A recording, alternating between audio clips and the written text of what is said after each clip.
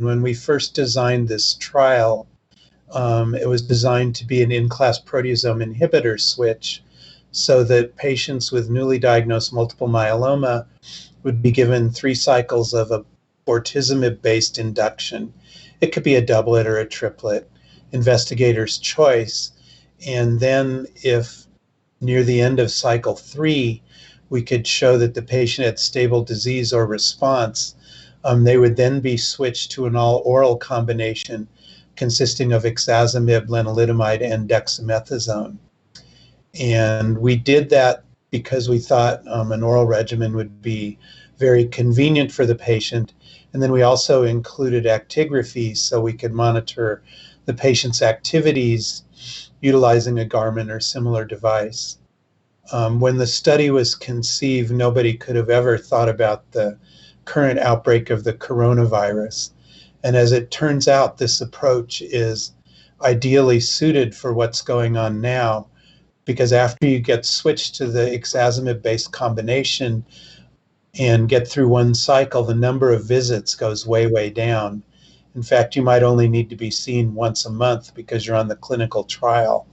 So that's actually perfect in terms of COVID, because you get to shelter in place and take all my pills in the private of your living room.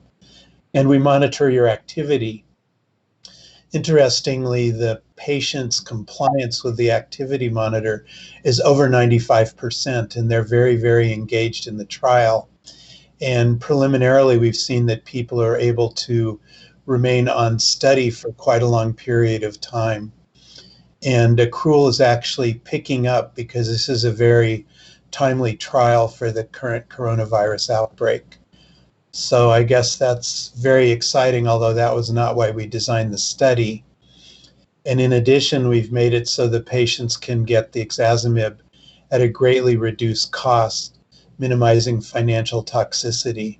So right now, this is a very, very timely study, but not for the initial reasons that we conceived it.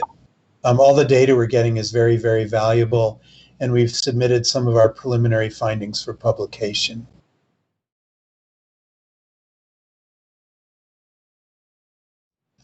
So, as you well know, myeloma is a disease of the elderly, and we worry about the coronavirus in the elderly, but also in patients that are immune compromised, which is the myeloma population. They all have, by virtue of having the disease, they have some immunocompromise out of the starting blocks, and then they will get some more immunosuppression with our treatment of the myeloma.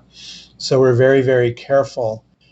Certainly they're following of all of our CDC guidelines about sheltering in place. And when they do come to clinic, just like everywhere else, temperatures are taken, questionnaires are filled out.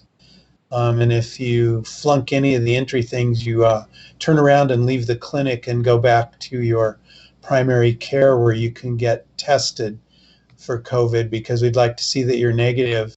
And as you know, antibody testing is now going to become hopefully widespread so we can figure out who's developed immunity.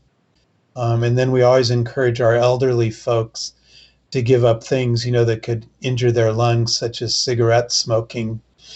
And if you're asthmatic, we're especially worried about you as well. And then we also are very careful at screening people for what's going on in the home, because as you know, if one household member gets it, pretty much all of the rest seem to get it as well. And so with the elderly, their caregivers are oftentimes dropping them off in the front door of the clinic. They get to sit in their car in the parking lot, and then we'll conference them in on their cell phone or even with video, because now all of our clinics have video cameras in the exam rooms, and try to make it as good a visit as possible for everyone and disseminate the information. But we're clearly trying to minimize excess travel to the clinic and excess time being out and getting a potential exposure to COVID.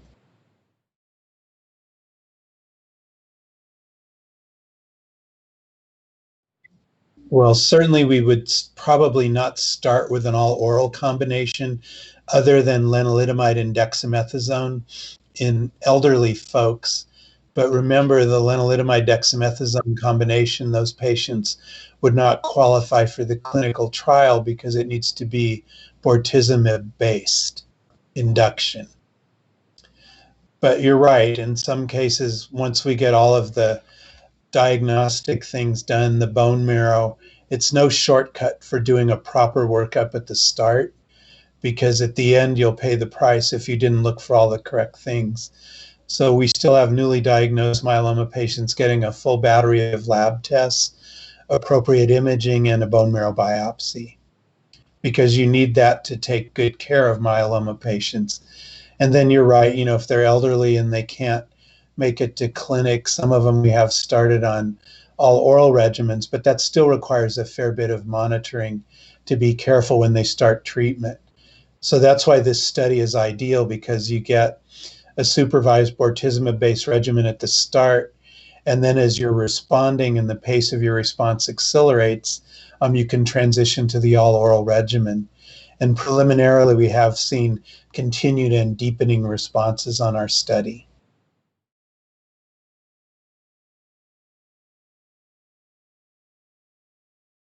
Stay out of clinic.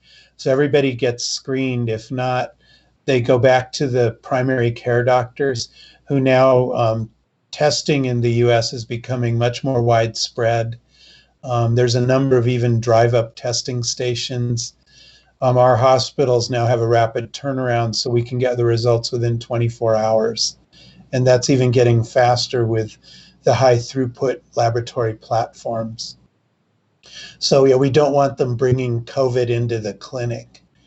And I think every clinic's had an employee that's probably tested positive at some point, and then you have to do quarantine and all of the appropriate things. So if you have signs or symptoms of COVID, we really don't want you to come into our office full of immune compromised folks, but instead go back to your primary care physician, get tested, get evaluated, and do the appropriate thing. Myeloma treatment can always be delayed a little bit to be sure that the person we're treating is in fact healthy.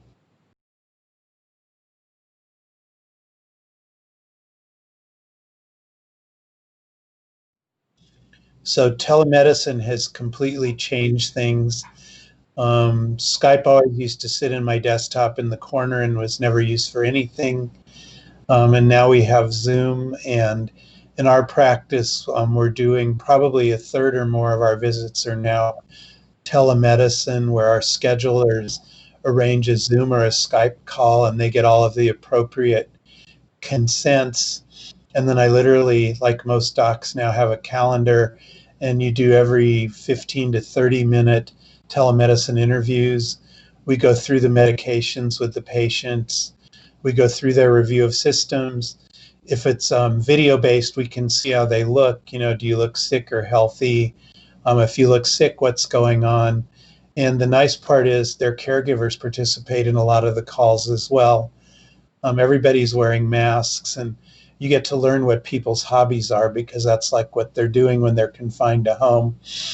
Several guided tours of excellent fish tanks and other hobbies. But more and more we're switching to that to minimize travel, to maximize social distancing, and overall to decrease risk. But we really need to follow the guidelines, shelter in place, and try to flatten the curve. And the myeloma patients are all doing their jobs well.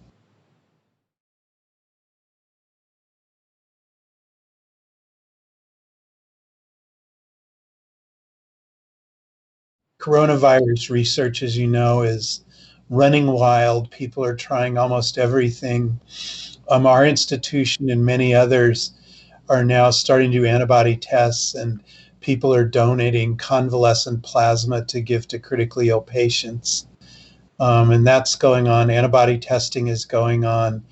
Everybody knows about hydroxychloroquine and azithromycin. Trials are going on there. One of the most exciting areas is blocking the cytokine storm, and people have, in small numbers and on trials, used tocilizumab, which is an IL-6 blocker, which should turn off the cytokine storm. Of course, there are anecdotal reports of that working, Nobody knows for sure. So the most encouraging thing is wherever possible to get your patients on a clinical trial. Selinexor, I know, will be opening a trial looking at COVID-19 patients as well. And you really just need to sort of look every day on the websites. The good trials are all being registered in the US at our NCI platform, so they all have trial numbers. You can check eligibility and things. I'm sure the same thing is going on across the pond in Europe. The hard part is doing controlled trials where, you know, there's a randomization because everybody just wants to proceed with off-label use and hope you hit the home run. And the new BCL2 blockers like acalabrutinib and ibrutinib may play a role in the COVID-19 treatment as well.